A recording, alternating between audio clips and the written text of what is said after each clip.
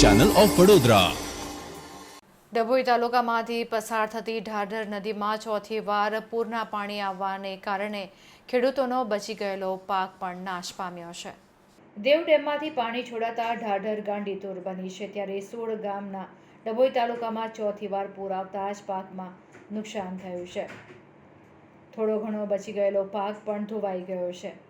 ખેતરોમાં હજી પણ 1 ફૂટ જેટલું પાણી છે, ત્યારે ડાંગરનો જે પાક છે તે નીચેથી કોવાઈ ગયો છે। ડભોઈ નજીક આવેલા દેવ ડેમમાં ઉપરવાસના પાણીની આવક વધતા તેની ભયજનક સપાટી નજીક આવી જતા ડેમનું લેવલ જાળવવા તંત્ર દ્વારા પાણી છોડવામાં આવતા કાંઠા વિસ્તારના ડભોઈ તાલુકાના 16 ગામોને એલર્ટ કરવામાં આવ્યા છે। જોકે પાણી ઢાઢરમાં આવતા જ પુનઃ ગાંડીતુર થઈ ગઈ છે। ડભોઈ તાલુકાના ગામોમાં ખેતરોમાં પાણી ફરી વળતા ગામોમાં રહેલા પાકોને ભારે નુકસાન પહોંચ્યું છે। ડભોઈ તાલુકાના ડંગીવાડા, નારણપુરા, બંબોજ, કરાલાપુરા, કરાલી, ઢોલાર, કડોદરા, વીરપુરા, છીપાપુરા સહિતના 16 જેટલા ગામોમાં ખેતીમાં નુકસાન જોવા મળી રહ્યું છે।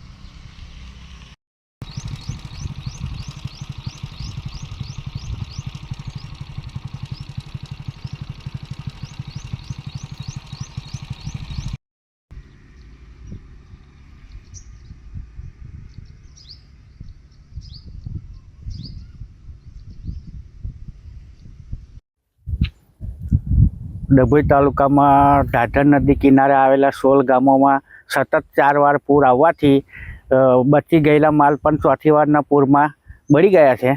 સર્વે કરેલું છે થોડું, પણ હજુ ખેતરોમાં પાણી સતત વધારે હોવાથી સર્વે બાકી છે, તો વહેલી તકે સર્વે કરી અને ખેડૂતોને સર્વે કરીને માલના નુકસાની આપે એવી સાહેબને વિનંતી।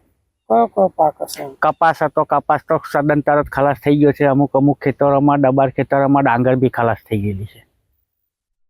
કેટલી વાર પૂર આવ્યો? 4 વાર પૂર આવ્યું, ચોથી વાર આવ્યું, ચોથી વારમાં બધું ખલાસ।